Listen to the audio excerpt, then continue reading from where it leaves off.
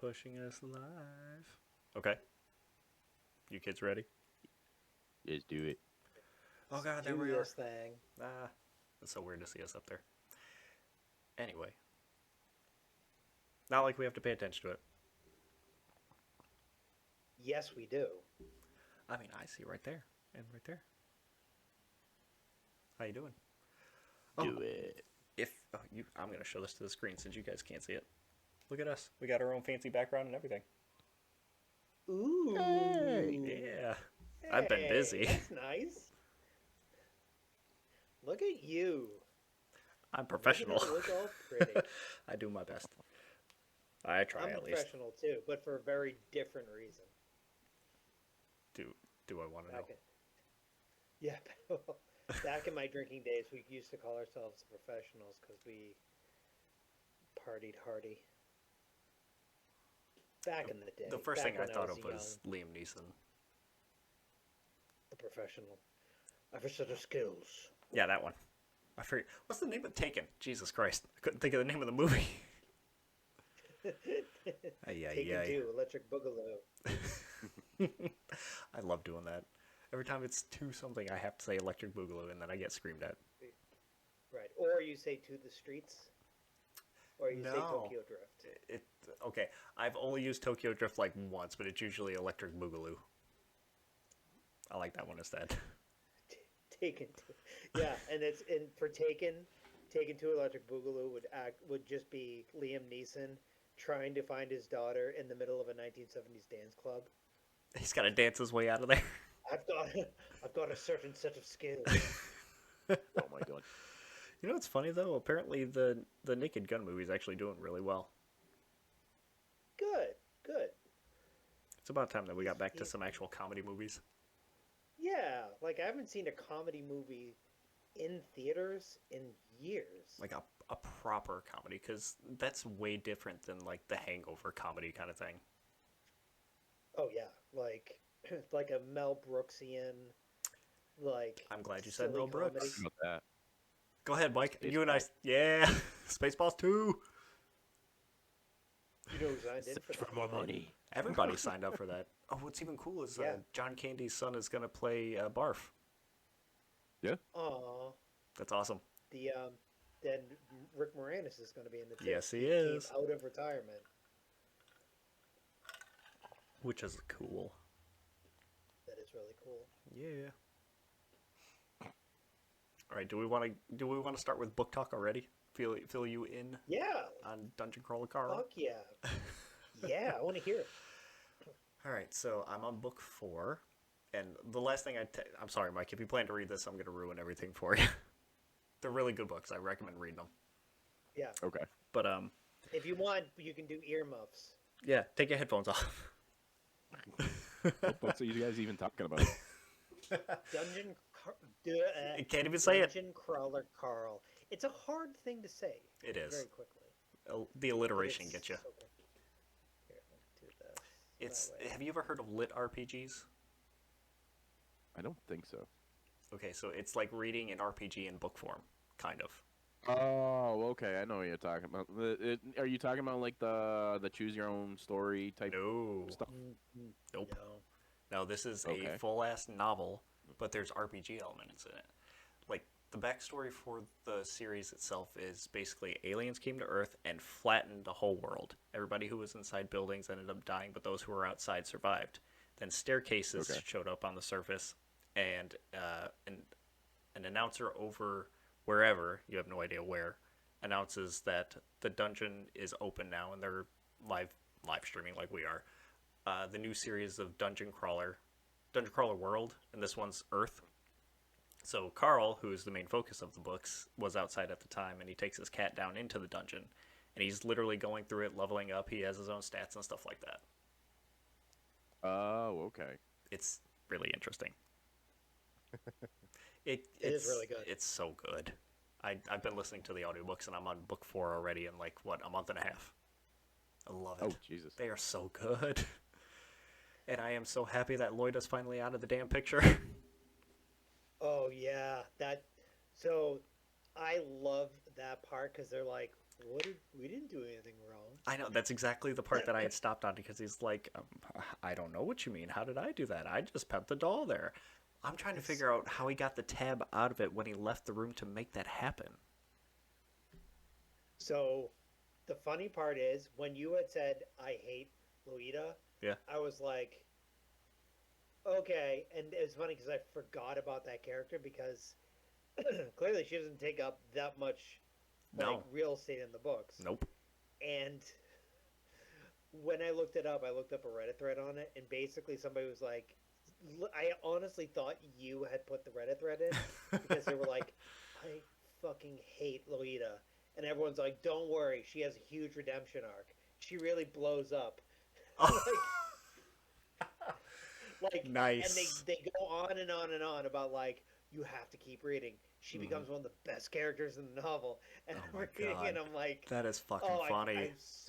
I wanted to text you like, don't worry, but I was like, I don't want to make, I didn't want you to feel bad. Yeah. To be like, oh. I'm happy that she's gone. That was, especially like during their next commercial or whatever they're filming for the aliens. She's just like going on a rant about how she hates Earth and the creatures there and all this stuff. I'm like, damn woman, what's wrong with you? I can't wait for you to get off. And then next chapter or whatever, bye bye. It was funny too because I looked up on, because again I completely forgot about her. Mm-hmm. I looked it up on because they have a wiki, and I looked it up on the wiki, and it didn't specify in her bio what happened to her. And I'm like, I think she's dead. And then I looked in Zev's, and I was like, and it was like she dies, and I was like, yes. There's you. I hope fuck Zev Lynn, is man. Zev. You can, I guess, don't spoil hardcore things, but is Zev okay? Like, is she pretending right now? Because she went to that reprogramming thing, but like, there's glimpses of her being okay because she nicknamed the doll for Donut. Read on and find out. Okay. That comes into play later. Who have? Oh no, because you're not the Butcher's Masquerade yet. No, I'm reading The Gate of the Feral Gods. They just finished beating the fucking Mother Goose wanna be thing up in the house. Yeah. That was nuts. Yeah. Oh yeah, and well, like the kid shows up, and that comes into play later as well. The house Really? itself comes into play later as well. Are you Yep. serious? There's Holy a lot hell. like it amps up, and that book is really good. Butcher's Masquerade is really good, and then the next book is also like they're all really good, but they're all so like wildly different that it feels like it's like you have a set of characters that you love, and they're just put in the most random ass situations. I finally learned why Prepotente's so strong too, because like they described one of like his showcases or whatever during the recap. I'm like, damn, no wonder he's like holding his own against stuff. Right, like him and oh my gosh, what is his human mom's name? Of course, I forgot her name. It's like Miriam or something. Oh yeah. Miriam Dom. So, yeah, so he basically is like really good at like tanking people's stats. Mm-hmm. It's a whole. I love because there's a turn that happens with Pony, that comes into play later, and when that turn happens, he becomes a very different character. But Interesting. but then he eventually kind of turns back around. But this screaming thing, like whenever he screams directly in Carl's face, I want to watch the webtoon just to see how they approach that, because it every time it makes me laugh my ass off. I was sad that he's not part of Carl's group since they made it to the next floor. Like, they got their interaction during the Iron Tangle, and then it was like, oh, so now we meet, and now I'm talking like this, and you get introduced to the character, and then they get split up as soon as they go to the next floor. So I was like, damn, I want to see their interactions, just because I'm hearing more about them. By the way, if you think Pony's good now, keep reading. He has a fucking moment later on that is, oh, it's actually legitimately like one of the most awesome parts of the book. Hmm. And I can't ruin it for you, but you'll read it. It'll come up. I think it might be at the end of, no, it's in the next book. Yes, it's in the next book. Is that what's the next one? Is that the Bedlam Bride or is that the Butcher's Masquerade? Butcher's Masquerade. Okay, and then the Bedlam Brides is next. Yes. Okay. Oh no, it might be Bedlam Bride. That one. Woo! Stop it. I can only get so hard. So good. Unlike my dog. I'm gonna go back to that picture. I can throw it up on the screen really quick. Yeah, no. I mean, it's not gonna embarrass him. Yeah, how can you embarrass a dog? Folks, my dog gets a lot of. He has a mail problem, and not MAIL, if you know what I mean. He's getting fan Not letters all the time. USPS. Yeah, fan letters in his pants. Oh god. So yeah, like. Oh god, Hi, I'm Mike. How you just doing? about to- Hey, Mike. He's just twiddling his thumbs, hanging out. Can you guys please stop about talking about Danny Carlo? To be fair, I honestly recommend start reading it. It's so good. You know what would I'm be perfect for him? almost done with book Reading the 2. webtoon. Mike, you love manga and anime. Read the webtoon about it. It's essentially the same thing for book 1. We can send you the link in our group chat.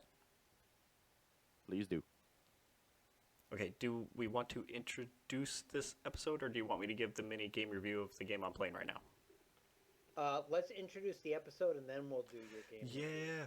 All right. We are redoing episode 70 because my computer pooped a bid and lost my file for 70. So this is going to be 70, round 2, Electric Boogaloo. Call back. If that's not the title, then shame on you. If it's not in the title, it will be in the description. I'll make sure of that. All right, this is the Ramblepack podcast episode 70, and I am Adam. And I'm Mike. And I'm Sean. And I've been playing Ghost of Tsushima. You called it earlier. Good. How'd you know? So good. I just know, man. Like, that game is so fucking awesome. I was watching and looking at screen. No. Uh-oh. Okay. What happened? I don't want to ruin it for you. What? There's going to be a thing that happens in that game that will absolutely destroy you as a human person. And it's very sad. Don't do that. It's already tough in the beginning with him learning about, or with you learning about his father and him taking over as Lord Sakai and all that stuff. Oh, that's nothing. Is that small potatoes compared to what goes on? That is a slight ripple in the tidal wave of emotion that you're gonna get stuck in. I have a weird feeling about it, so I'm gonna ask: is it like the trailer that they showed when they first debuted the game, where it was Jin showing up, or somebody showing up to talk to Jin, and they have a fight for whatever reason? No. Okay. No, that has nothing to do with. You'll get there. Okay.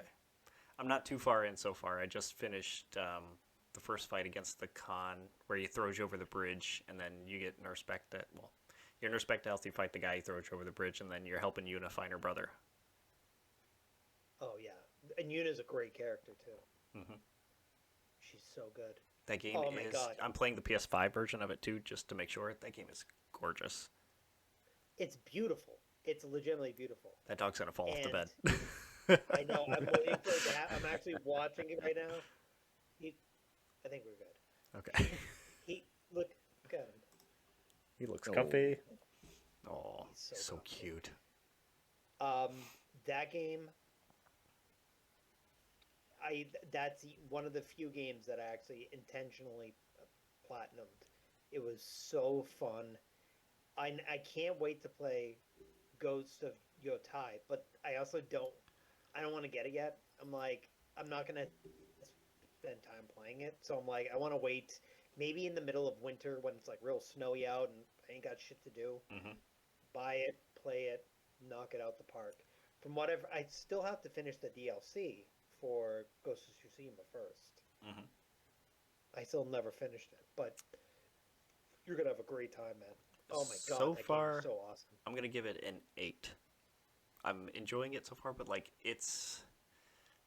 the combat is fun, but it's definitely a video game. Like you can feel that it's an action type video game because there's still some magnetism and like you float to the character if you're just a tad too far away and stuff like that. So it like pulls you out of the immersion of it.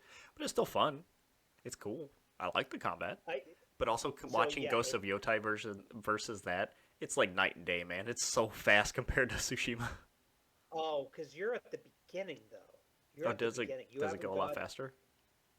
So first of all, there are like 5 different fighting styles. I You're did gonna see have stances. one, I right? still have one. I've got one stance and the bow, and I've got some special armor because it's the special version of the game or whatever.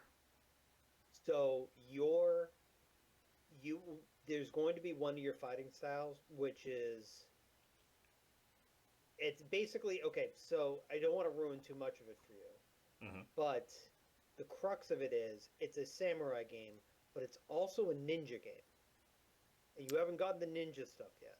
Hmm. And that's when things really start to pop off, because you can basically go and you can either be honorable samurai, or you could be like straight up assassin, Hmm. and there's no right or wrong to the way that you do a mission. So, and even that extends all the way through the game to a point where at the end of the game you get to make a choice about whether you want to be honorable samurai or non or you want to take the path of you know Honor and dishonor nobility. in exactly. So you get, and when you get to that, you'll let me know. But Okay. that takes nothing on literally one of the most heart wrenching video game scenes I have ever seen. I'm not ready for To a that. point, oh yeah, it hurts, man. It hurts so bad when you get to it. I just from I'm sure that there's gonna be other characters that I'm gonna get introduced to, but like just the few that I've met, I hope it's not just like a family affair thing because that's gonna be tough, especially considering like how close they seem and stuff. You'll get there. You'll get there, kid. Yay. Well, besides that, since I got emulators working, I was playing Makai Kingdom again. Ooh, what is that? It's made. Oh fuck! Of course, I forget who made it, but it's Disgaea. I think it's made by Nippon Ichi. That's it. It's an isometric strategy game. The idea is like you're a badass overlord, and his kingdom gets destroyed, and he fuses himself with some sort of book that's supposed to be a prophecy book, and you're basically building back up from the ground up. It's cool. All right. They got the printies from Disgaea in it. Oh Jesus. Yeah. See, Mike knows. Pretty power. Pretty dude.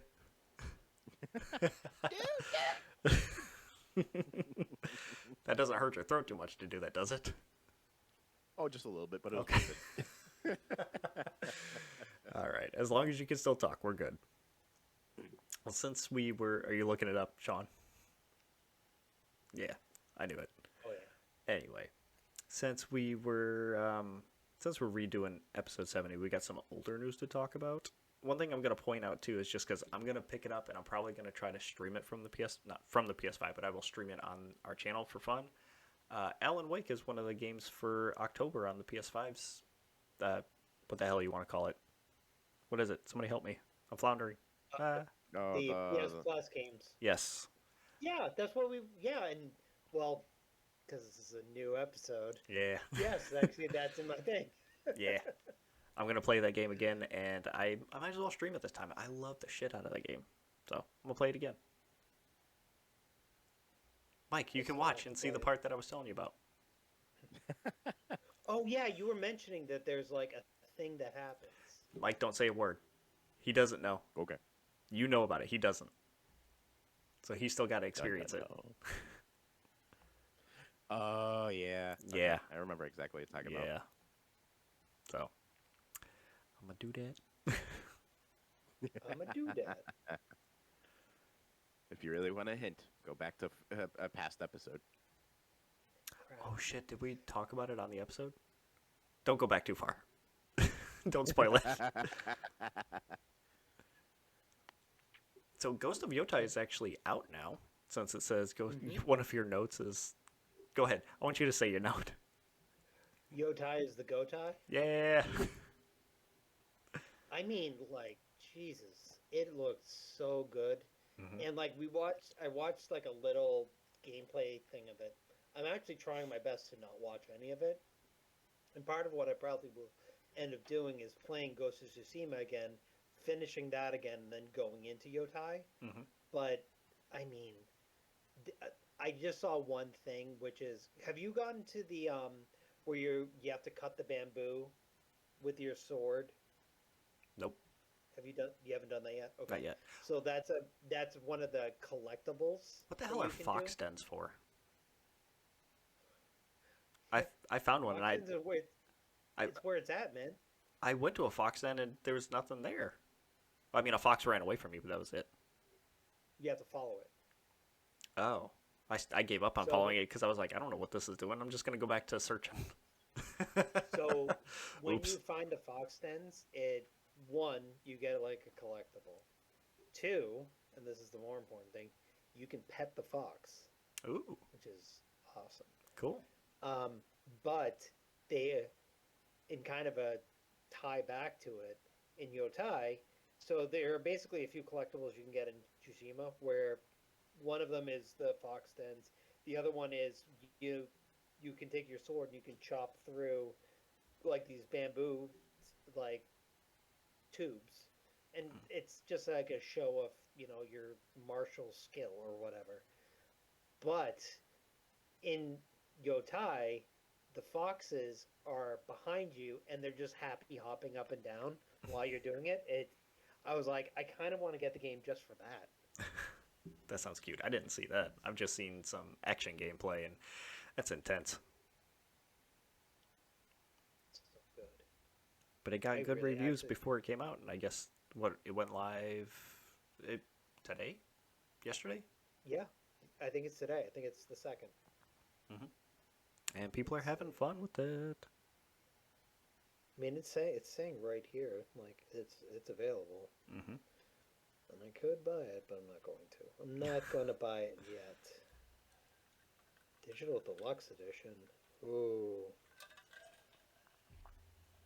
Like, here's my thing, man. Okay, like, would I pay $10 more for a game if I got something? Like, part of me is like, okay, so what you would get if you buy the deluxe edition is armor, the snake armor, whatever that is. Mm-hmm. You get an armor die, you get a horse and you get a digital deluxe horse and saddle, a sword kit, traveler's map, and a charm. And I'm like,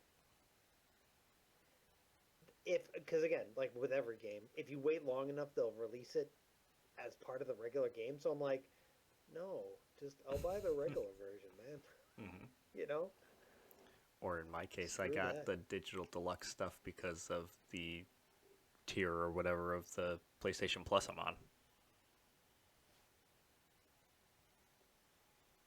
Still Wait, fun. what armor do you have now?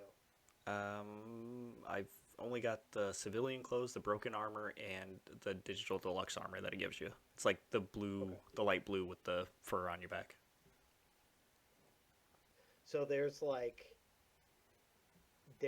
to be one set of armor that you guys it's not spoiling anything. It's the traveler's armor, and basically that's what I wore the entire game.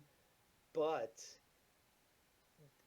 when I started playing the game, the PS5 version hadn't released yet, and one of the things they did with the PS5 version is you can basically wear a certain set of armor, and then you could reskin that to be whatever other armor you want to reskin it to. Okay. So you could wear like a badass set of like samurai armor, but you could wear like the traveler's clothes. The traveler's clothes is what I wore for like 90% of the game, because when you wear it, you unlock more of the map. And I got to a point, and again, we've talked about this before too.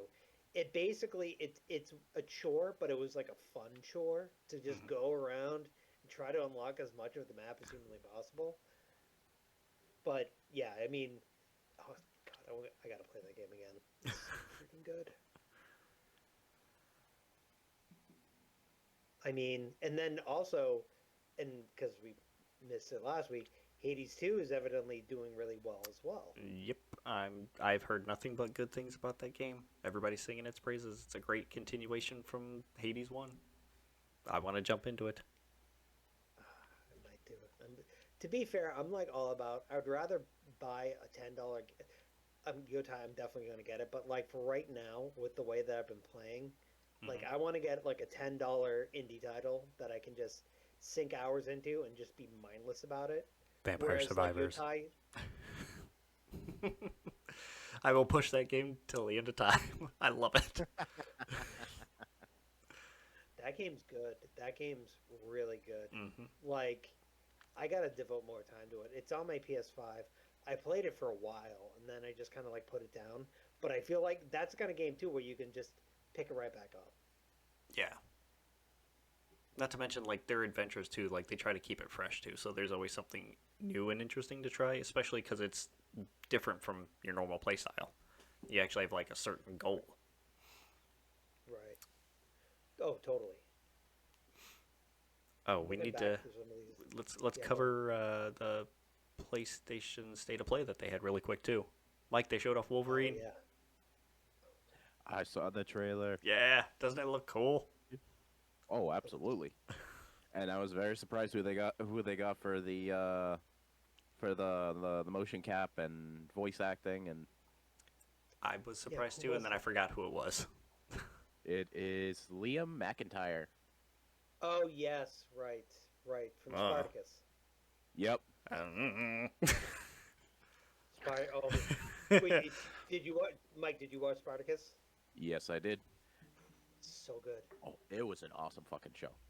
Oh, yeah. I wish at the time I wish the original main actor from season 1 didn't die from cancer.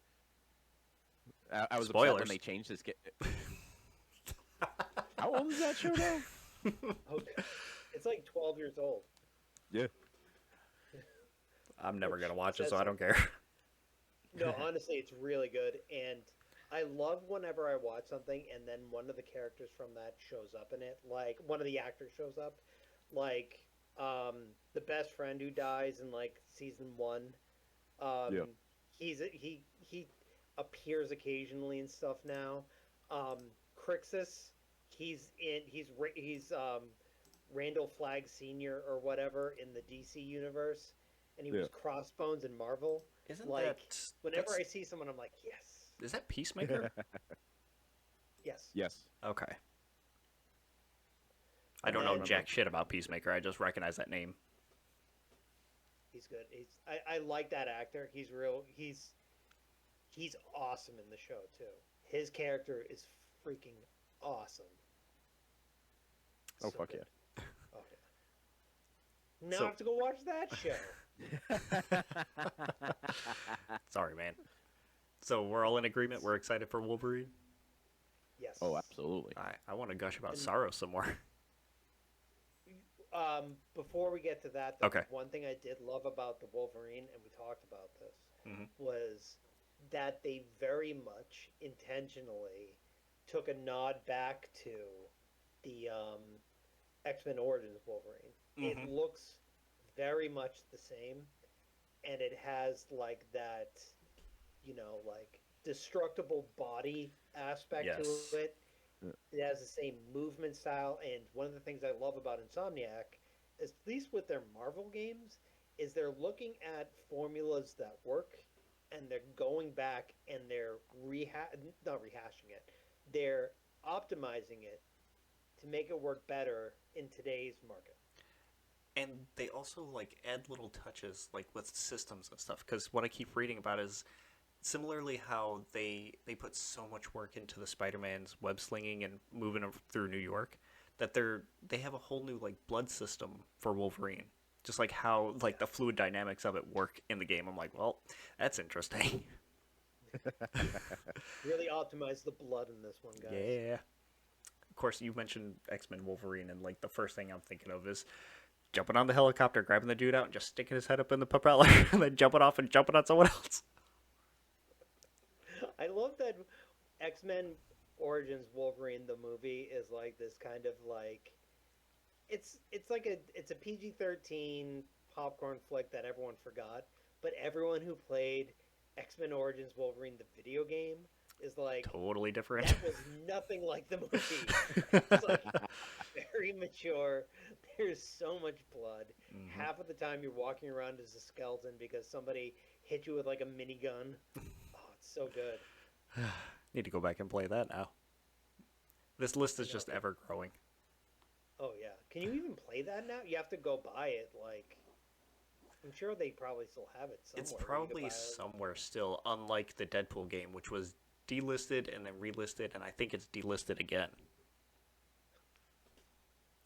No idea why. Don't remember.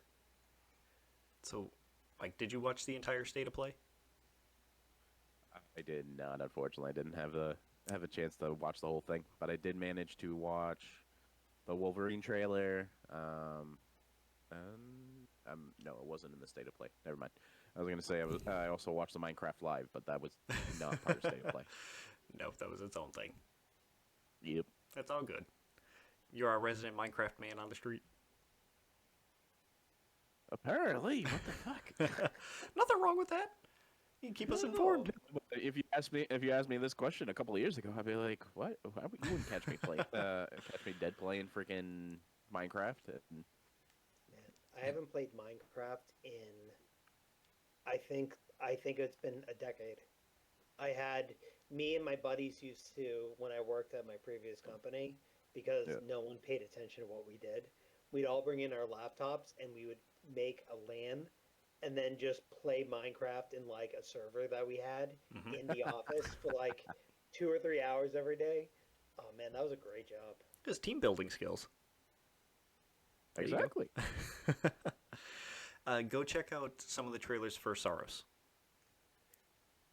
It's gonna be so fun. Do you know Returnal by chance, or does it sound familiar? Returnal. Hold on, let me look it up real quick. Returnal, and of course, Housemarque is the name of the developers, the studio that's making it. One of my favorite actors, Raul Coley, is the main character of Saros, and it looks so good. What is he in? He was in iZombie. He is in the Mike Flanagan horror movie universe on Netflix. Like, what was it? House on a Haunted Hill. And, of course, I'm forgetting the other one that was, like, everywhere. But he was the sheriff in it. People can help me out. But he's a great actor. He actually was in an okay movie recently, too. But that's beside the point. He's ventured off into, like, video games. Like, he was voice actor for one of the new Gears in Gears of War. I think it was 4, maybe. He did really great in that. He was the main character in Warhammer Boltgun, which that game was really cool. It was like a throwback to old boomer shooters. Great game. Recommend trying it. Now he's playing a full-fledged character in Saros. I don't know what his character's name is, but the game looks great. And it looks like it's a hell of a lot more accessible than Returnal was. Really? So Returnal was just difficult in general, and you're kind of like when you unlock the next biomes or the next levels, you're kind of shooting yourself in the foot if you take the traversal to that, because then you're not going through the level and getting upgrades and things to your character. Whereas this one, right off the bat, your character's got an extra shield, you got a little bit more movement, you got options for weaponry and things like that. So it's a little more forgiving. Right. Is it going to be the same type of roguelite? Yes. That Returnal was? Yep. It's another one of those. Universe, no, I think it's its own story from what I can tell. But it's another one of those. This is. Well, it's not a. I don't know if you would consider it like a death resets things. Because in Returnal, yeah, you die and then things reset. But Saros, it's more when the sun explodes, things get reset back to a certain point. I missed something. When the sun explodes? Yeah, and like one of the first trailers, like it's a big old orange red thing in the sky, and like talking about when the sun explodes, something happens, and then there's that big character that comes out with all those little orange balls. Wait, did you just describe the sun to me? Tell me about the sun. Oh, it's You know the big orange thing in the sky? some people When it's worship not it, you there, know. it's scary. I'm sorry, I didn't know Sometimes if you you knew get what that was. Sometimes the big white thing at night goes in front of it, and then the sun goes away. All right, thank you. We're done for tonight. See you guys later. And what's funny is I'm listening to that explanation. All I'm thinking is the time travel episode in Futurama where they can only move forward in time, so they end up going to see the end of time, and then everything collapses back, and everything's just it's cyclical. just a big circle, and like they keep missing it, so they're trying to time it to stop at the right point. Yes, I love Futurama. Dude, all my DVDs are downstairs. I've got all the original series of them. I love Futurama. You are old because you have DVDs. Yeah. We have DVDs of The Simpsons too. Yeah. We're in the same boat. Like, I love Futurama, but Futurama also has those heartbreaking ass episodes. Mm-hmm. You know what I mean? Oh, like no, the doggy. The dog. God, that one. Fry's buttworms was- or whatever they were. Fry's brother. Oh, Oh, yeah, no, that one was a good bad. one too. Leela finding her parents. Yep. Leela, that's one is sad, but Leela getting married and it's just basically an extended Married with Children Oh, yeah. homage. Or like good the stuff. Star Trek episode wasn't sad, but that was like typical nerd stuff. Was this a Star Trek episode? Yeah. Like a giant God, I gotta- gas cloud or alien thing was a giant nerd, and he was keeping keeping the heads of the Star Trek people alive, and he gave them bodies so they could reenact episodes that he really liked, and him and Fry were going back and forth with who knew what better. I really have to rewatch that entire Yeah. show because I completely forgot about that one. It's all good. State of Play. Hmm. Oh yes, Soros was good. The Deus Ex remaster, Not good. not great. Mike, Like, check the chat from last week. Yeah, last week. Oh yeah, Look at the side by side comparison, man. yeah. Just scroll past my dog's boner. It's gonna be a theme to this episode. Not that one. The fun part. By the way, you know what is the best game ever is to determine which one is the upgraded visuals of that Yeah. side by side, because they both look kind of the same. Like you said it last time Yep. too. Where, go on. I'm looking at it. I'm like, what's it? If you're gonna remaster the game, you could put a little more effort into it. That's basically what I said.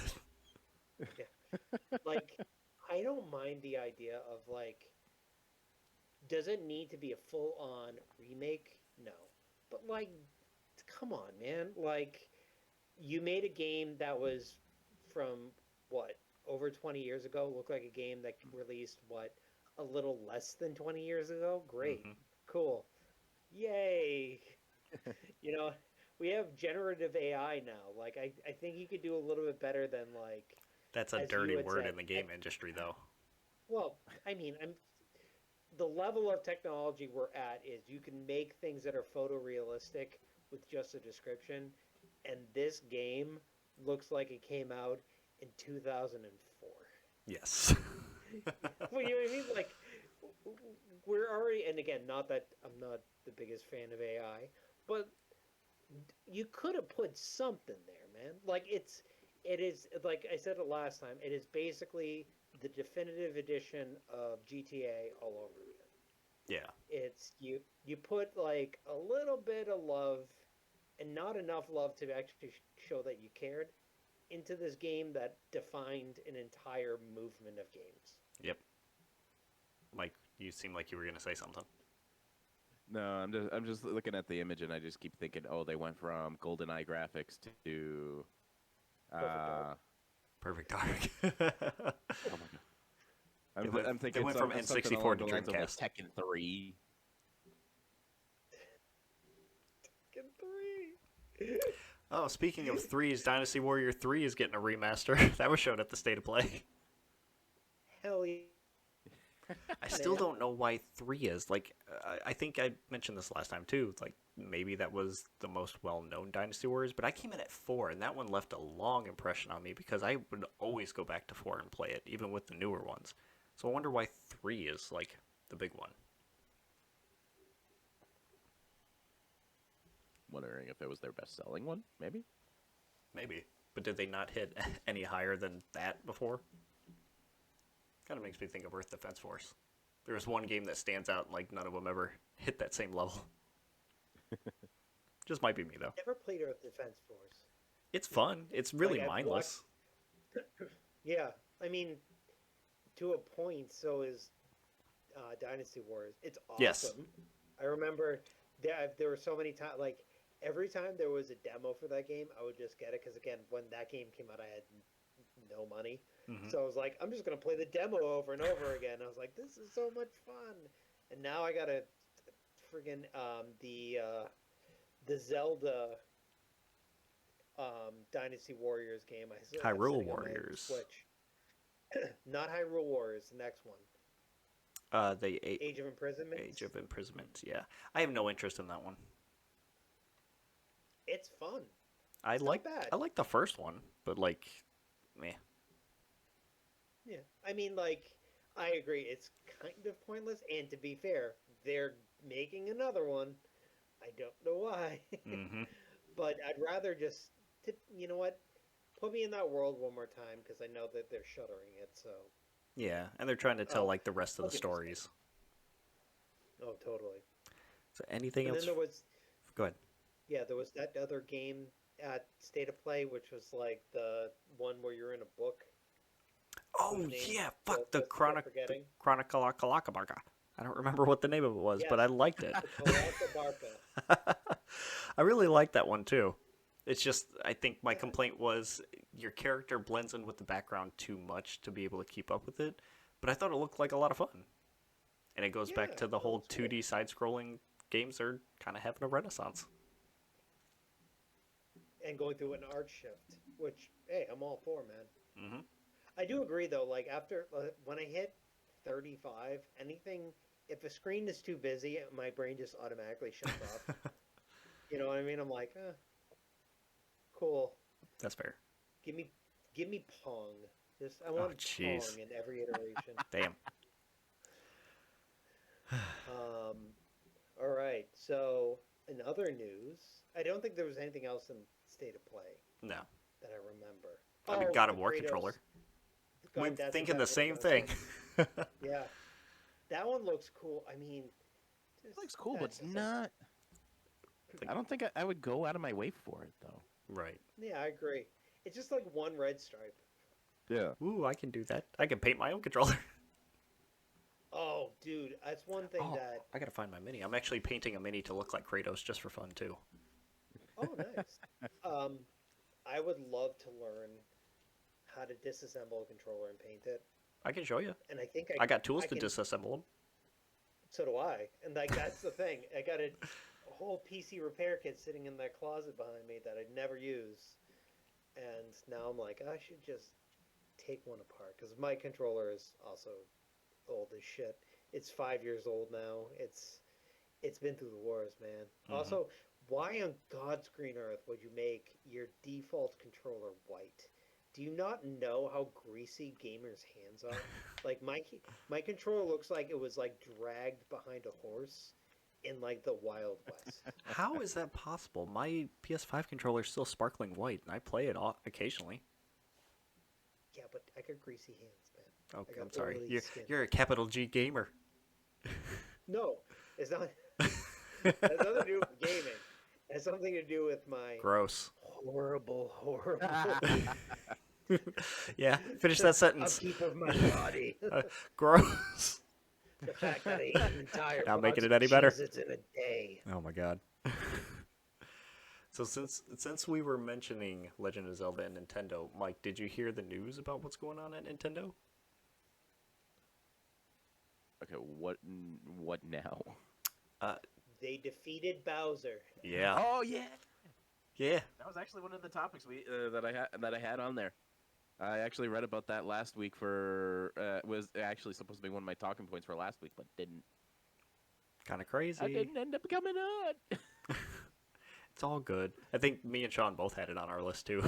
It was that important. We had to talk about it. I mean, like we talked about, like there was no, like he was fine. He Yeah, was, there was not really anything of note. yeah, like the only thing that we could take away from it is his name is Bowser.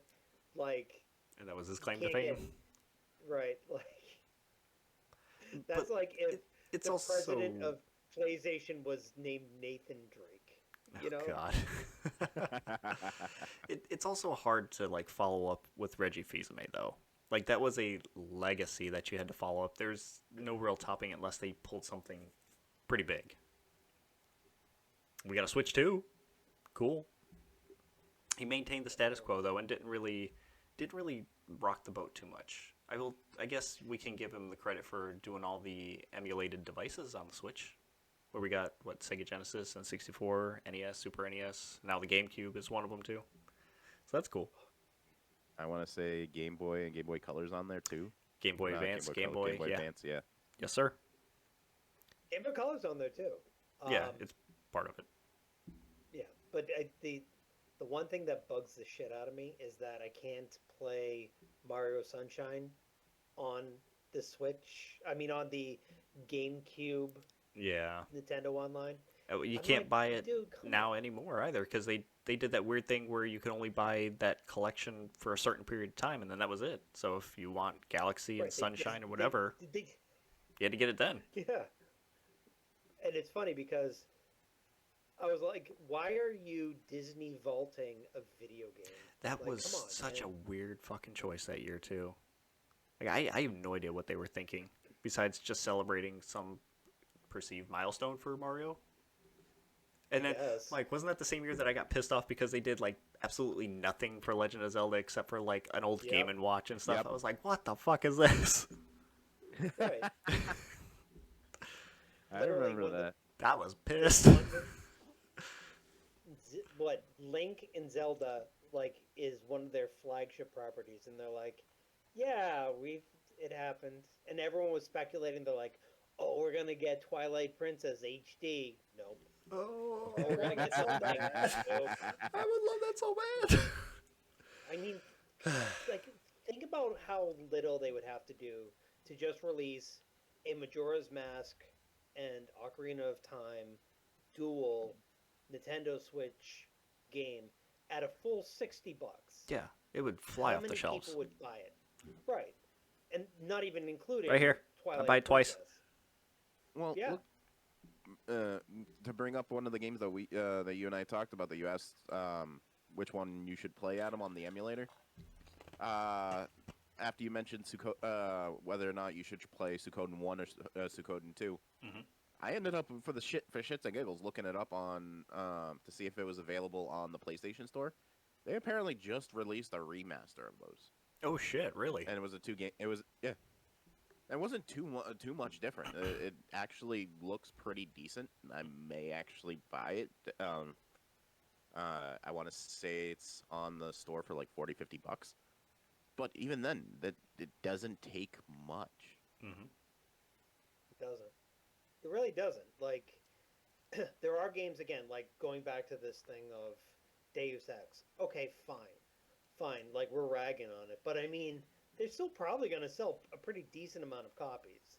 Meanwhile, Banking like, on nostalgia. Zelda, you don't. Right. And, like, you already have an HD version of the game. It's already out for Nintendo 3DS. Just take that, remove the 3D elements, and then slap it on the freaking Switch. You're already done. Like, the work's already done for this. Mm-hmm. Like, just release it, man.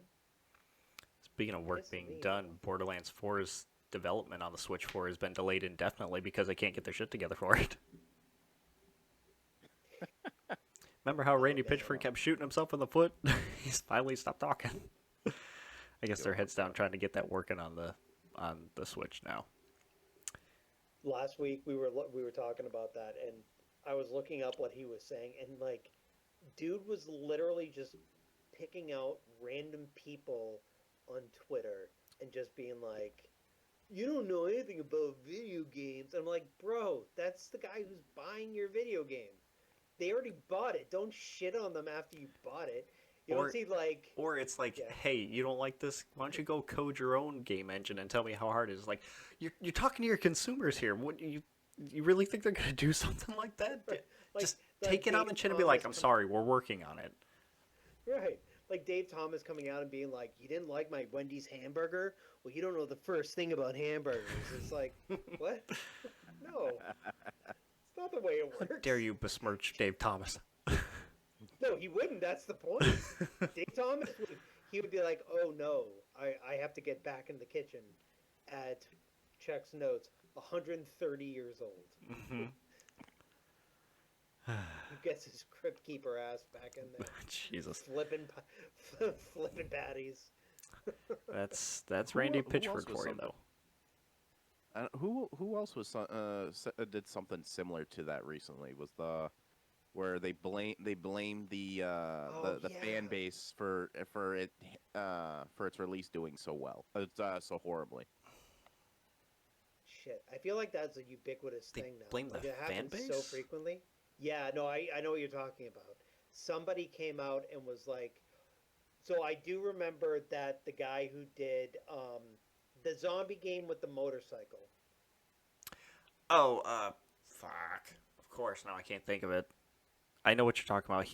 We did talk about that before too, Mike, because he left Yeah. the company because of that, because the company itself was like, no, you guys are fine, whatever, and he was like, no, you guys fucked up. We didn't do anything wrong. It was everybody else. It was the head of And that company. He started blaming the people who like the market. Well, the Mhm. market didn't buy our game. Well, it's like, okay, don't blame us, man. Oh, There's a reason I the gotta look it market up. didn't buy your game. It's wild. Like it feels like it basically comes down to two things at this point. It's Days either gone. Days Gone. It's either you have that guy's reaction where you're like blaming us, or you have the opposite. You have the CD Project Red, um, No Man's Sky reaction of you say, "Hey, You you just say fucked up." okay. Right, and you say, "We'll fix this," Mhm. and then you fix it. You Yep. know. God, I love Man. when crash outs are the best. I gotta find the article that said it, but there was a dev who was upset that Silksong came out on the day it did because they felt like it stomped Yeah. on other games' releases. I'm like, you really think that they were watching that and said, "Oh, I'm sorry, I shouldn't release it because your game's coming out first"? That's not how the industry Exactly. works. I'm like, where the fuck were you when we were kids? That shit happened all the time. Hmm. Oh yeah, yeah. They literally Nintendo and Sega made a whole thing about that. Yep. You Oh, know? that was something we didn't cover in the State of Play. Sonic Cross Worlds Racing came out and they like threw jabs at Mario Kart. They're like, it's so boring. Now our guy has a movie too, and it caters to a large audience. That actually was a solid series of movies, man. I'm not gonna lie. Oh yeah, Sonic? absolutely. Oh, Sonic, yes. I was like, what are you talking about? Yes, I agree. Okay, we have So a lot of Xbox news to talk about, so I want to kind of save that for last, and we'll jump through it. I'm interested in hearing about the Payday Devs game and the Ubisoft thing you were talking about. yes, okay. So first thing, evidently the developers, Starbreeze, had a co-op Dungeons and Dragons game that was codenamed Project Baxter that they have abandoned because they want to shift to focus more on Payday, the Payday franchise. And didn't they just like revive Payday 2 with a subscription service or something? And people are like, "The hell are you doing this for now?" Because they're not focused on the I didn't even hear latest that. release. I just read Right, something and about that. And Payday 3, it didn't do well. Like Mhm. it released, and people were like, it's Yep. fine. But Baldur's Gate 3 has a native Steam Deck build now. Oh, cool. Nice. See, that's what I mean. Larian did such a good job. That is Yes, they did. such the production value of Baldur's Gate 3. Even when I started playing it, I was floored. Mm-hmm. It's like holy shit. For like, it's a turn-based RPG. There's no world where that should have gotten anything more than like, a single A developer, and they put so much work into it, and it's fucking awesome. Agreed. I feel like they really set a bar. On a positive note, the developer of Jedi Survivor is doing a D&D game as well. Interesting. That's of course I can't remember their name right now, but that's the same people who are doing Apex Legends.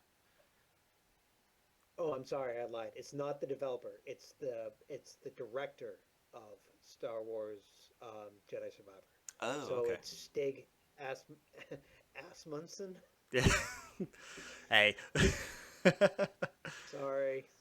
That's me just butchering somebody's poor last name. That's just us But being like, children. it looks.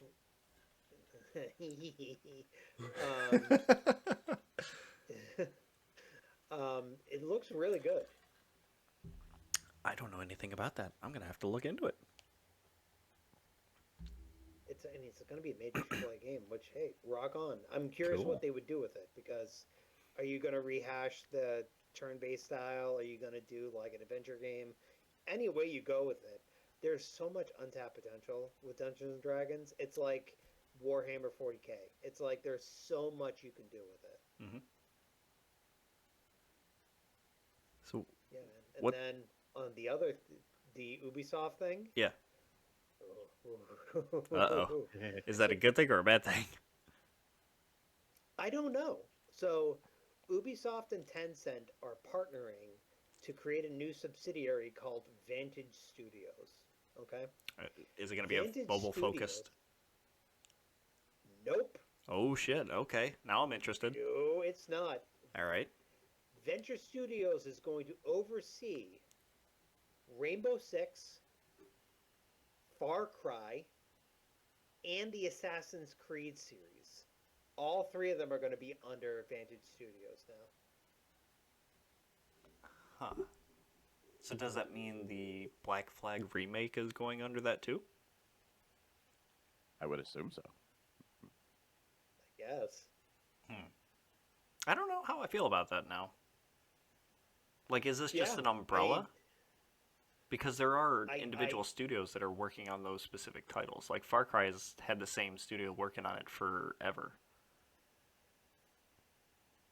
I mean, I don't know if this is going to just be overseeing these individual studios, or if it's just going to be like take everything that was under those studios and bring it all into one specific studio. I have no idea. Mm-hmm. But it's going to be basically Tencent has invested about $1.25 billion into Venture Studios. Oof. Yeah, and I mean they own part of Ubisoft anyways. I think they own like 5% or whatever.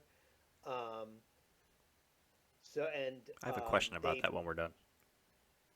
Yeah, so basically that's it. I'm curious where they're gonna go with it. I'm not jazzed, because like again, what are you gonna do with these three properties now that they're all gonna be under one specific umbrella? Right. Did Tencent help Ubisoft stave off the hostile takeover a couple years ago? I think so. So, they bought 49.9% stake in Holy hell. Guillemot Brothers Limited, which is a group controlled by yeah. the Guillot family. Yep, and they are the ones who own most, if not 80% of Ubisoft. Something like that. So the acquisition, right? It was like $300 million, and that acquisition got them a 5% stake in company voting rights. Interesting. So, sorry, I gotta pet my dog real quick. Is that a euphemism? Whatever that means. Gotta pay my dog. Interesting. Yeah, I mean, I don't know. It is very interesting that I don't know. Like I honestly don't know. I mean I don't know enough about Tencent aside from them being like a mobile developer to Hmm. know if this is going to be like They've also invested in a awesome hell of a lot of companies too. Like I'm pretty sure they invested in Bungie at some point too, and that's how we got Destiny Rising out of it. Or am I thinking of a different company? Because I thought that was Tencent as well, Mike. Destiny Rising. I want to say. Let me go into the App Store real quick. Or Uh, I know it's the same. It's the same developer as one of my another game that I was playing before. Let's see. It is NetEase. Is the one that NetEase. does. That's the one I'm getting Yeah. confused with. Okay. It was one of the two that have been heavily investing in different companies for different titles. NetEase is the one that I was thinking of. I think we're going to end up seeing a lot of that. I mean, mobile gaming. We talked about this last week with the data that you had pulled. Mobile gaming is the I can biggest actually read one. some of that off right now. I still got it up. Yeah, I mean, again, if you like, yeah, read it all. Like honestly, read it off. It's interesting, like how everything kind of pans out depending on demographics. All right, Mike. Have you ever heard of the ESA, Sounds familiar. But the here, go ahead. Entertainment Software Association? They have Yes. just put out their big old PDF called "The Essential Facts About the U.S. Video Game Industry." Speaks to me, Okay. obviously, because that's kind of the work I do, statistics and all that fun stuff. It has a huge breakdown of different types of gaming categories, people, age ranges, all that fun, happy shit. And like the link is in the notes. I suggest you go read it. I'll put them in the notes other places so people can read them too because it's super interesting. Just to quickly go over it, some of the handful of things that I pulled out of that were 64% of American households reported playing at least an hour a week of video games. It's not bad. 64% of the U.S. alone. I'm sure that it's probably way more over there in Europe too, because the handful of people that are playing video games now, even more so. The average age of those who play video games is 36, and have been playing for at least 18 years. So our crowd got it. Yes. I'm going to say that female gamers numbers are rising. Hi, Snow. Do you want to take a guess what the percentage between male and female gamers are? The difference, or The percentage. out of all gamers, I would say females at high 40s at least. You're not wrong. 47% female. No shit. Okay. Yeah. 52% male. What was really cool too is apparently that like people who play video games have pretty much a sweeping agreement that 78% of U.S. adults agree games can teach problem-solving skills, among other type of skills as well. But 78% was the highest for problem-solving. Not bad. Mobile games, of course, are huge. 82% of quote-unquote gamers played on a mobile device, compared to 47% console and 45% PC. Yeah, because think about it. Like you said, the majority of the players are our age group. We don't exactly have a lot of time to sit there and sit on a console, but we always have our phones on us. Yep. Here's a fun fact, just in case anyone complains about video games and being violent or whatever. 49% of games released fall under the ESRB's E for Everyone category, compared to the 12% for mature games. You. Yeah. And there's a ton more of like breakdowns and data and stuff like that between like Gen Z, millennial, all that kind of shit too. Yeah. And like genres of games, like who plays what the most and when, basically, and crap like that too. It's really interesting. Give it a look-see. Snow bothering you? Oh, he's digging his claws right into my back. Oof. Downside to him wanting to be a parrot. All right. Do we want to get on to the bad news? Oh yeah. the Xbox centric news. I don't even know. Well, I guess we should start at the very beginning. It so what was it, last week, I believe, is when they announced that they were changing the suggested retail price of their consoles, and I think this was based on macroeconomics. They were at least increasing all the different consoles by at least $50. So whereas the Xbox Series S's 512 gigabyte or 1 terabyte consoles are now going to be priced at $400 or $450 respectively, the Series X digital version is now going to be $600, up from $550. The Series X, I got mine for $500. It's going to be $650 now. Whew. Xbox Series X 2 terabyte Galaxy Black Special Edition is now $800. Yeah, no. Sorry. Yeah. And then with that, it rose some questions about, they have a handheld coming out, the ROG Ally, the Xbox Edition, or whatever they want to call it. Is it going to be something like $800 to $1,000 for a base model? So there was some speculation of it being $800 for a base, $1,000 for the higher end. But Best Buy had them listed at $600 for the base model and $1,000 for the higher end. And I think it's still listed as that right now. So that's not terrible, I guess. It's still like Steam Deck range, maybe, but it's still not helping. It's nuts to think about that we're talking about pricings of handhelds being in the upwards of $600 minimum. Yeah. And you know what? Because of that too, people had noticed that Costco was no longer selling or carrying Xboxes and marking down their games and stuff significantly. And once that started catching wind on different articles being posted places and things, Costco actually came out and said that it was a business decision not to stock Xbox anymore. Not a good look. I'm very curious as to what caused them to do that. Right. Besides the price increases.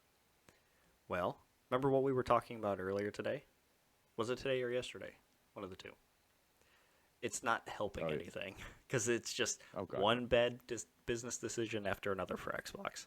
Because now they first made a change to their reward section where they were not allowing people to, how do I phrase this? They were not enabling people to, I am losing my words.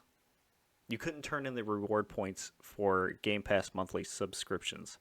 So whereas on the reward section, you buy stuff in the Xbox or the Microsoft Store, you get rewards points on your account based on how much you spend. On the Bing's website, you can do quizzes, stuff like that to earn more points, and then you can go into the reward section and turn those points in for gift cards for different coffee places, different food stuff, different random gift cards, or you can do it for the Xbox Store, the Microsoft Store, blah blah blah. People would usually turn those points in for the Game Pass subscription, whether it's 1 month, 3 month, up to a year or whatever. They made a change to where you can't do that anymore. You can still turn it in for points and then turn those points into the Game Pass subscription as far as I'm aware. But they turned off the whole Game Pass subscription thing. And we just found out that there's a reason for that. And that's because they have changed their subscription tiers for Xbox Game Pass entirely. Oh, Jesus. Need to wet my whistle. I'm just going to put the description or the title of the article that I put in from, I think it was from Kotaku, right? The enshittification of Game Pass is here. That is a great title, and that is not wrong. Kotaku had one too, and it said this year for Xbox is going to be. I gotta look it up because I'm gonna get it wrong, and it's not gonna sound as important. I gotta find it. La la la la la la la la. Oh, before I start getting into the different tiers and stuff, GameStop came out and said that they will still continue to sell their Game Pass Ultimate for $20 still. They're not going to change the price. Go for them. Mm-hmm. About time we hear some good news from GameStop. Can I find this really quick? Probably not. That's all right. They basically said that Xbox is going to be known for one thing this year, and it's greed. Yeah. and this isn't going to help. So they're changing their Game Pass subscription to be 3 different tiers, and they're trying to give you, as they put it, better value from them. They have the 3 tiers are now going to be known as. Oh, goodbye, Mike. It's going to be known as Essential, Premium, and Ultimate, where the Essential is going to be $10, the Premium is going to be $15, and Ultimate is now $30, up from I used to pay $18, but we'll just round it up to $20. For the Essential tier, which is the $10 tier, you get what they call a curated library of games, which I think before it was 25, it might be 30 now, maybe even 40 games, but it's only those games specifically from their library of games. And then access to online multiplayer. They open up cloud gaming for those tiers, and you can earn up to $25 in rewards from just playing those games. For the Premium, same idea, except a quote-unquote broader category. They listed it as 200 plus games, 40 quote new games, online multiplayer, cloud gaming, and you can earn up to $50 in rewards.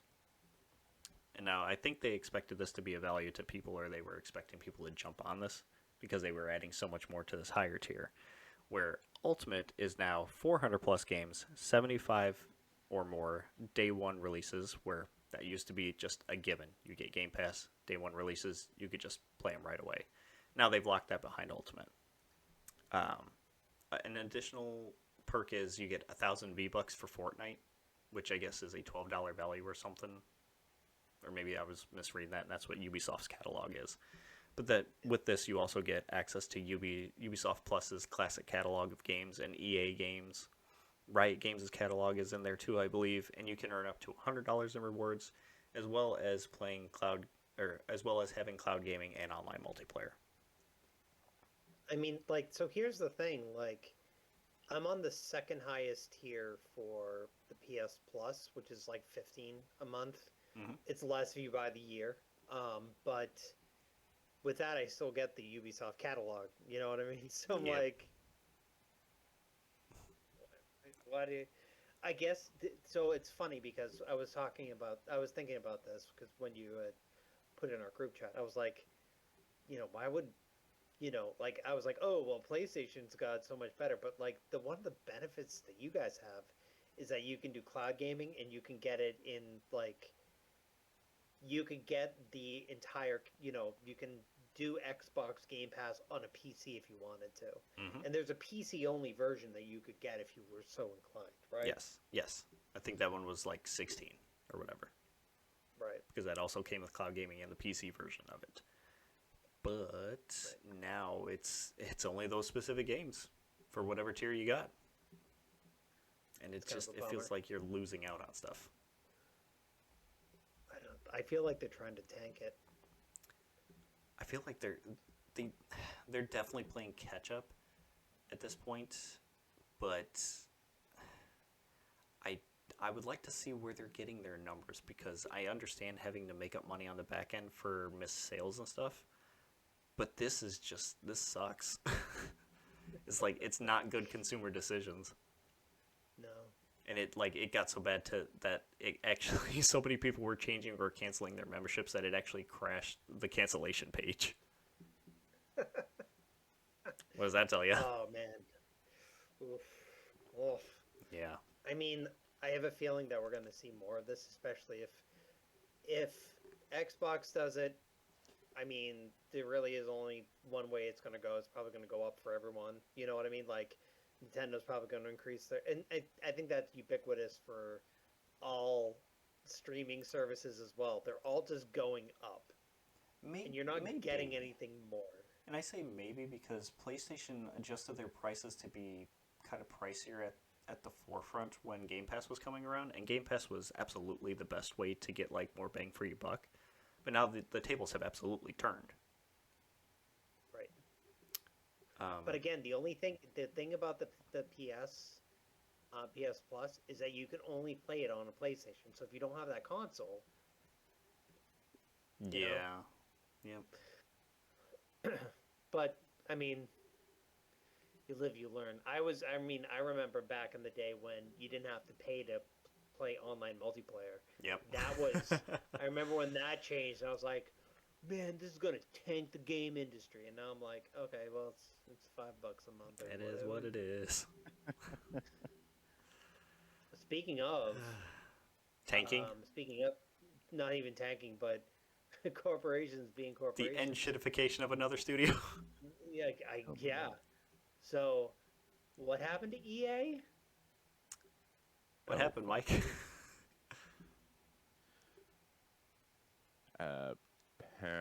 Apparently, the Saudi Arabia bought them. Yep. For how much money? Oh my god! What the hell? What 55 billion. Woo! Yeah. Between I told you guys it was a cadre of investors, but I guess it was 3 different investment firms or different companies that did it. It was a pure cash buyout, apparently. They're being acquired by PIF, which I did not write what that stands for, Silver Lake, and Affinity Partners. PIF apparently already had an almost 10% stake in the company to begin with, so they're rolling that into the acquisition from them, and they're planning to take EA private. So, as a buyout, all the stakeholders all the stockholders are going to receive $210 a share, which is about a 25% increase from their original 168, 169 per share or so. But after that, it's going to be full private, and the expectation is that it's going to cause a huge ripple in all the EA companies where there's going to be mass layoffs and closures and stuff. Not to mention that EA, through all this stuff, they're getting a loan through JP Morgan and somebody else for the additional $20 billion, which they think is actually going to be like $18 billion up front. But because of the difference from what the company is valued at and what they're getting to offset that, they are going to be on the hook for about $20 billion in debt, which is where a lot of the layoffs and closures are probably going to try to offset that from.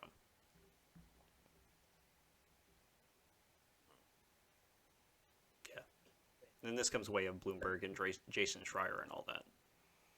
I wonder if they're going to start getting rid of some of their IPs. Why does this sound like Embracer Group again, Mike? Got to make up money somewhere.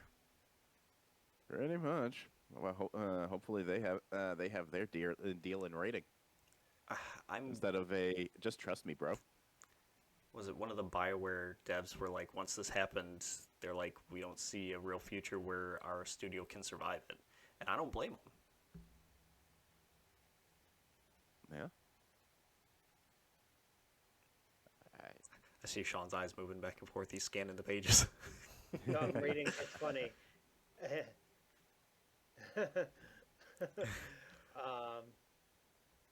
So basically, I just reading this thing, and I don't know why this is making me laugh.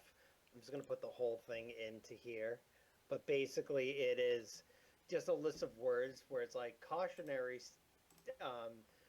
statement about regarding forward-looking statements. Statements including words such as anticipate, believe, expect, intend, estimate, plan, predict, seek, goal, will, may, likely, should, and could. Like all of. Mm-hmm. If they use the word "the," you know you're fucked. Don't trust it. Oh man. Yeah, I mean, I don't know. Like, it's gonna. If and again, because a failed English major should definitely be making opinions about multi-billion-dollar deals. Yeah, of course. Like, honestly, like do us all a favor. Take some of the IPs that EA has been tanking. Mm-hmm. Take Titanfall. Take freaking oh my god. I almost said Dead Space, but not Dead Space. Dead Space is one of them. Dead Space is one of them. The Shepherd. One with Shepherd. Oh, Mass Effect. Mass Effect, thank you. The sheep game. Mass Effect. The sheep game. Where Shepherd, the titular shepherd, brings his flock. No, but take some of those, like, the BioWare games that you've been tanking, sell off that studio to somebody who can actually do something with it. Revive Anthem. That's a joke. Please don't. And, well, or take the things about Anthem that were decent, like the flying mechanics, and just strip everything else from it and make us an Iron Man game, guys. There you go. EA is also known for a lot of their sports games, so I wonder how much of that's going to stay the same or how much of that's going to change. And one of the... Yeah, I was just going to say one of the things that I saw people were talking about were Battlefield 7 is going to look really weird when it comes out.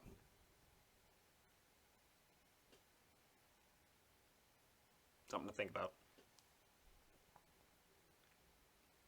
I mean, yeah, it's... I don't know. Like, I feel like what they're probably going to end up doing is selling off the things that aren't making them billions of dollars. Mm-hmm. But the sports games, they're just pure bank. I'm afraid that they're going to put more monetization in those. Like the NBA 2K series have been so predatory, and the FIFA games too have been terrible with in-game monetization and stuff. It's just going to get worse. Oh, yeah, it's going to get way, way, way worse. I hope not. Yeah. But I see you clicking on that one thing. I want your opinion on that. It was an opinion piece by Simon Carey on IGN. He says, I'm getting bored of every PlayStation game telling the same story. I mean, that's dumb. It's explain. Extraordinarily dumb. Defend yourself. My real name is actually Sean Patrick PlayStation Mulder. I come from a long line of PlayStation family going all the way back to, I don't know. What's your face button? England. Favorite face button? It's triangle. I'm an X-Man. Yeah, you are. Hey. Oh, not Twitter X. No, the button X. 69. That was the last episode. You missed the boat. 70. No, so like, I would say there's an argument to be had, not telling the same story, but using the same mechanics. Okay. Did you take a look at the article by chance?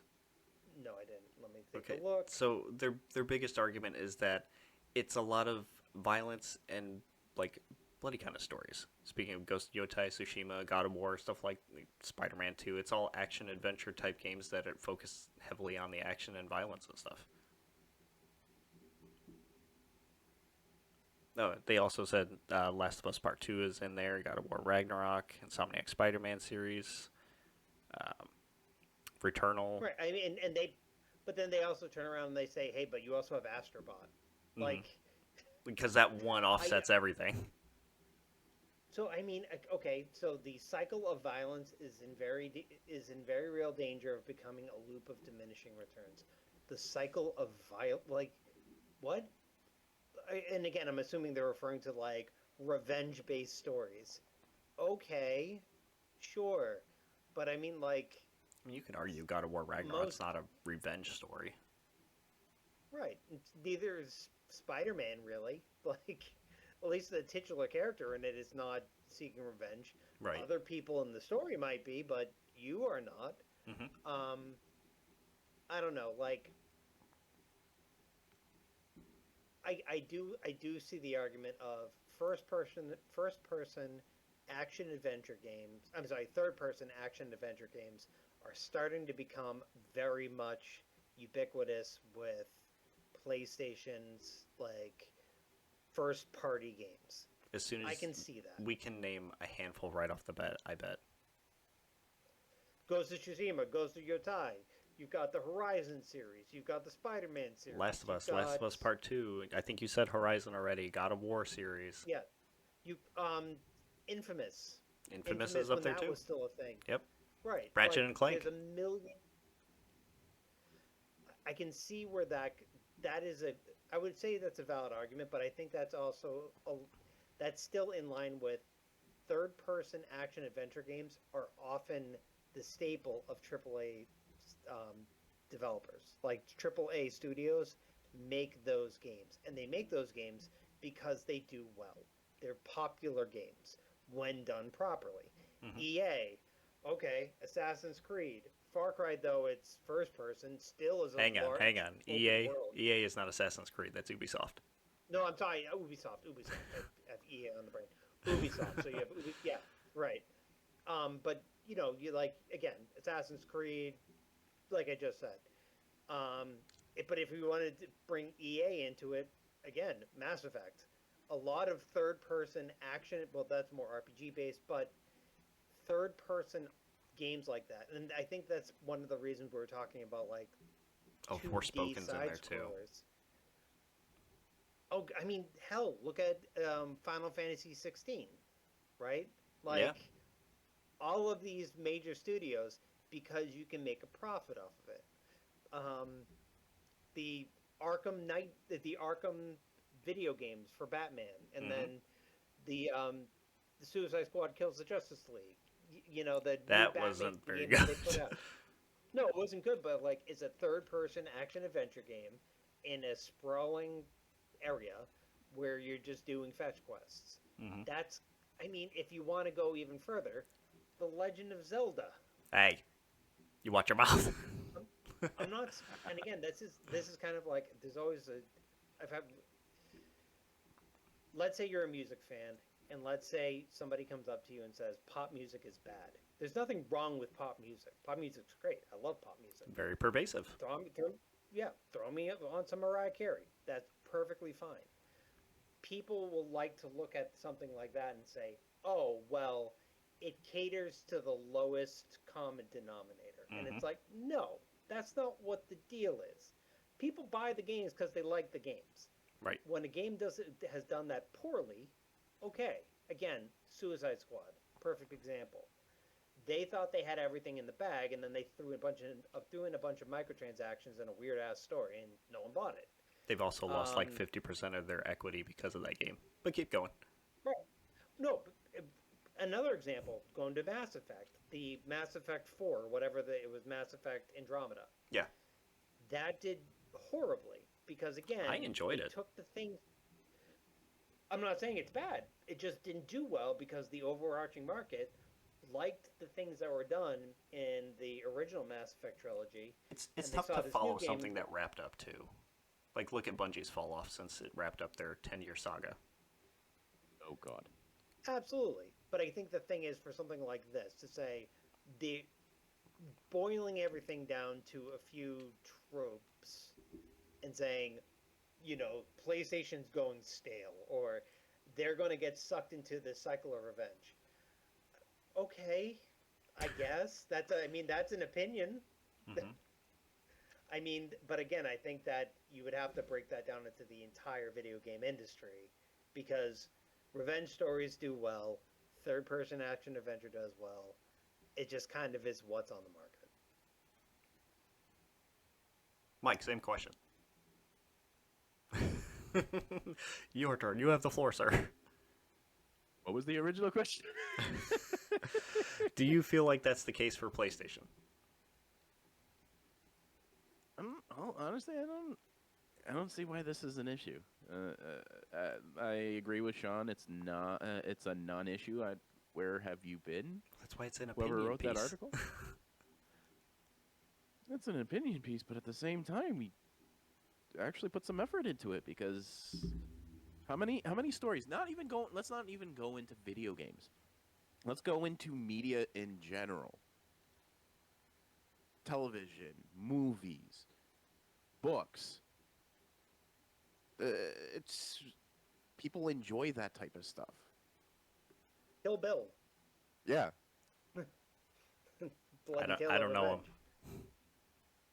For fuck's sake, we can use if you really want to go really old school, let's go Hamlet or fucking Oedipus. Yeah. I guess there's a reason why tropes are established to begin with, but then people build off of them too. Right. Tropes aren't bad. Tropes are just tropes. I mean, people. It's the why did Shakespeare write in iambic pentameter? I mean, it's because it resonates with people. It doesn't mean that it's bad. You know what I mean? You can have a great rendition of a trope. What do you think needs to come first for it to actually hit? Do you think it's the gameplay or the story? Because you can have a really good story and bad gameplay and it still hits. But do you think one Absolutely. overrides the other? or will help override the other? I think that in the medium of video games, it doesn't matter how good of a story you have. If your game is crap, you can make it the dumbest ass. Look at Metal Gear Solid Revengeance. I'm the president of the United States, son. Right. Gameplay nanobots. Fun. That's all that matters. Right. It's such a funky ass story. Oh yeah. All right, kids. Are we ready to wrap it up since we've been going for Yeah. hour and a half? Holy shit. All right. Wow. Yeah. I'm going to need help remembering everything that we're on because I always forget. If Front you... X. No. You remembered. Thanks. All right, folks. If you want to get more from us, like posts and video game facts, and keep up with us on social medias and stuff, we're on Instagram and Threads and Blue Sky, and we have a Patreon. And our uploads go on to YouTube same day as the podcast goes up on Spotify or on Apple and Google Podcasts. And I think we're on Amazon Podcasts as well now. So we're the Ramblepack Pod or Ramblepack Podcast and all them fun stuffs. So I think it's time to go to bed now. It's definitely late for us kids. So too. Yeah. Doggy's already beating us to it. All right, folks. All right, Beating gents. something, all right. Take it easy. Later. Damn it, Mike. I'm glad you're here.